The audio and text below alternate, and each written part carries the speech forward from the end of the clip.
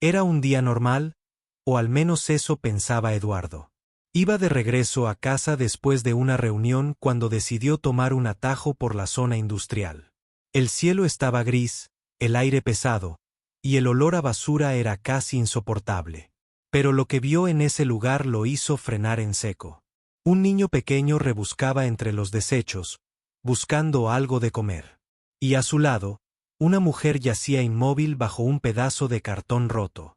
Eduardo se acercó con el corazón latiéndole en los oídos, y cuando vio su rostro, sintió que el suelo se le hundía bajo los pies. Era María, su empleada doméstica. Y el niño, su hijo Leo. ¿Cómo habían terminado ahí? ¿Por qué estaban abandonados, sin ayuda, como si no existieran? Eduardo no lo sabía aún, pero lo que estaba a punto de descubrir rompería su corazón y cambiaría su vida para siempre. Eduardo Ramírez era el tipo de hombre al que todos admiraban. Empresario exitoso, dueño de varias propiedades y con fama de generoso. Pero, sobre todo, era un hombre que valoraba la lealtad. Había crecido pobre, así que trataba a sus empleados con respeto y gratitud. Entre ellos estaba María, una mujer callada, amable y trabajadora, que nunca se quejaba. Era viuda y vivía para su hijo Leo, un niño tímido y educado que a veces esperaba a su madre en la casa de huéspedes, abrazando un viejo oso de peluche. Eduardo la respetaba profundamente. Solía dejarle pequeños bonos o alimentos sin decir nada, como quien quiere ayudar sin herir el orgullo del otro. El vecindario donde vivían estaba controlado por una asociación de propietarios, una joa estricta dirigida por doña Margarita Rivas, una mujer obsesionada con el poder y las apariencias. Nadie en la comunidad se atrevía a contrariarla. Todo debía estar en orden, los jardines, los autos, las fachadas. Para ella, las reglas eran más importantes que las personas. Eduardo soportaba las constantes quejas de Margarita, incluso contra él, hasta el día en que María desapareció. Una mañana no se presentó a trabajar. No llamó, no dejó mensaje. Su habitación estaba vacía, y sobre la cama, solo quedaba el viejo oso de peluche de Leo. Pasaron los días y luego semanas. Eduardo empezó a preocuparse, hasta que recibió una carta anónima.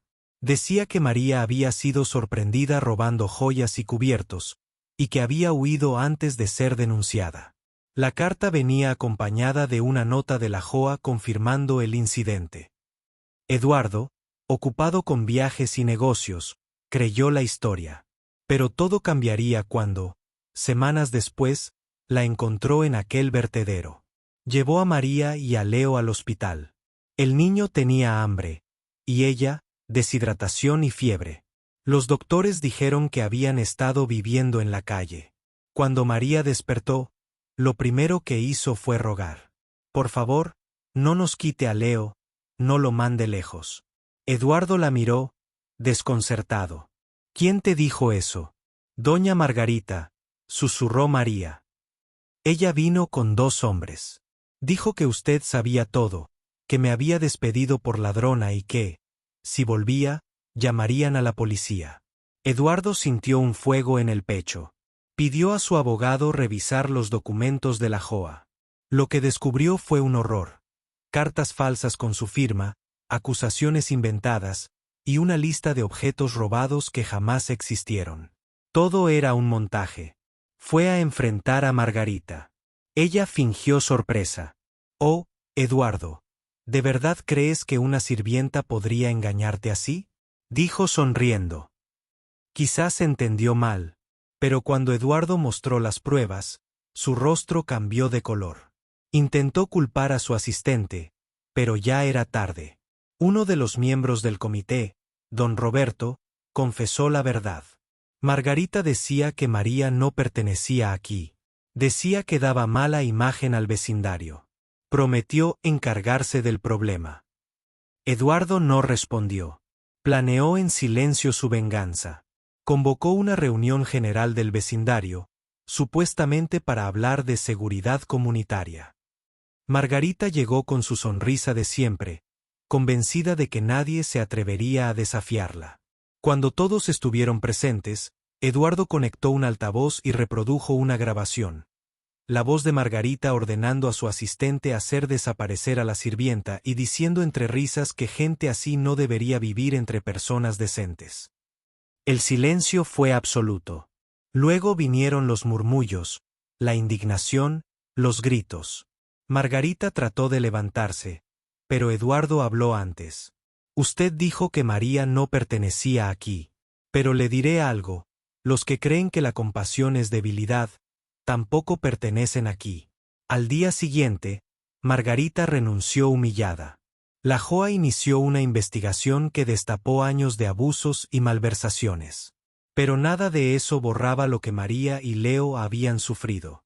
Una semana después, Eduardo los llevó de regreso a su casa. No como empleados, sino como invitados.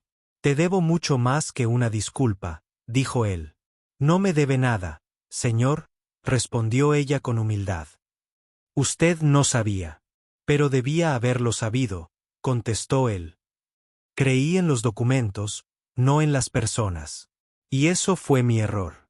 María sonrió débilmente. Solo quería darle a Leo una vida donde nadie lo desprecie. Eduardo le tomó la mano. Entonces haremos eso realidad.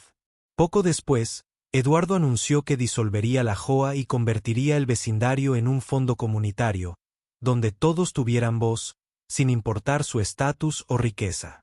Durante la última audiencia pública, se enfrentó una vez más con Margarita, ya sin poder ni seguidores. ¿Por qué hiciste todo esto?, preguntó Eduardo. Ella lo miró con frialdad. Porque ella no encajaba aquí. Algunos simplemente no pertenecen. Eduardo suspiró. Eso es lo que está podrido en este lugar, dijo. Hemos olvidado que el valor de una persona no se mide por la casa que tiene, sino por el corazón que muestra. Pasaron los meses. María se recuperó y consiguió un nuevo empleo, administrando un centro comunitario que Eduardo había fundado para ayudar a familias necesitadas.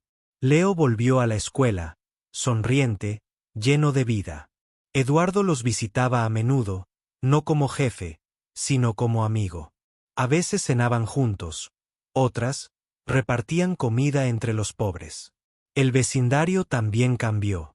Sin la tiranía de Margarita, la gente empezó a hablarse, a apoyarse, a sonreírse en la calle. Por primera vez, era una comunidad real.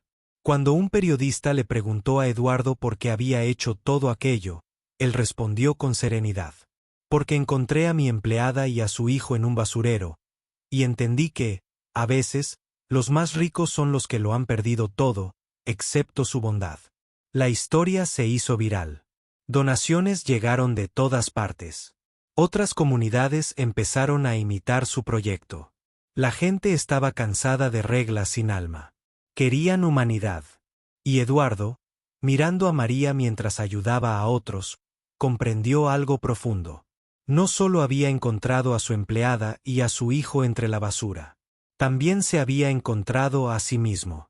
Había recuperado lo que el dinero le había hecho olvidar: su propio corazón.